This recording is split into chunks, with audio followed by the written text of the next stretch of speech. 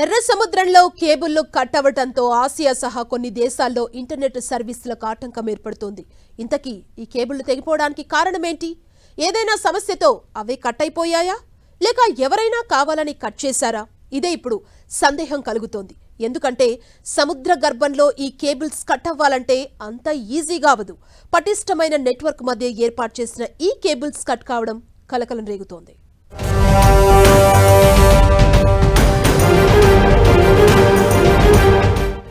Red sea cables cut అయ్యాయా?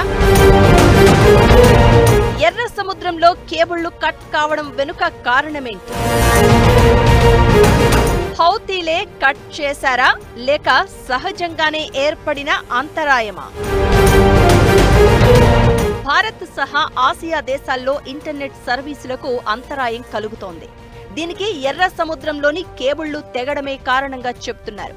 Saudi అరేబియాలోని Jeddah సమీపంలో SMW4, IMEWE cable వ్యవస్థలు నిలిచిపోయినట్లు ఇంటర్నెట్ పర్యవేక్షక సంస్థ నెట్బ్లాక్స్ ప్రకటించింది. అయితే ఇది తెగిపోవడంతో కాదని, కావాలని ఎవరో చేసిన పనిగా అనుమానిస్తున్నారు.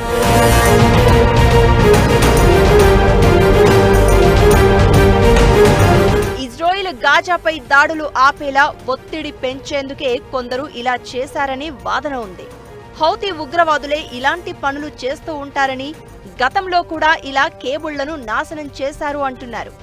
ఆగ్నేయాసియా, మధ్య ప్రాచ్యం, పశ్చిమ ఐరోపా 4 కేబుళ్లను టాటా కమ్యూనికేషన్స్, భారత్, పశ్చిమాసియా, పశ్చిమ యూరప్ కేబుళ్లను ఆల్కాటెల్ లూసెంట్ నిర్వహిస్తున్నాయి.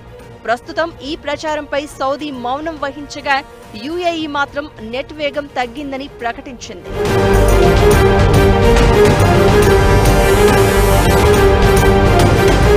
సముద్రం లోపల ఉండే ఈ కేబుళ్లు ఇంటర్నెట్ సేవలకు ఉపగ్రహాలతో అనుసంధానం కావడానికి ముఖ్యమైనవి. పశ్చిమాసియాలో ఇంటర్నెట్ సేవలు కూడా ఈ ఘటనతో ప్రభావితం కానున్నాయని మైక్రోసాఫ్ట్ తెలిపింది. యెమెన్లోని హౌతీ తిరుగుబాటుదారులు ఇజ్రాయెల్పై ఆదివారం డ్రోన్ల దాడి జరిగిన వెంటనే ఇజ్రాయెల్ తన గగనతలాన్ని మూసివేసింది. ఇలా శాటిలైట్ కమ్యూనికేషన్స్, ఇంటర్నెట్ సర్వీసులకు అంతరాయం కలిగించడం ద్వారా ఇజ్రాయెల్ని డిస్టర్బ్ చేయొచ్చనేది హౌతీల ప్లాన్ గా కొందరు చెప్తున్నారు. ఇందులో నిజమెంత అనేది తెలియరాలేదు.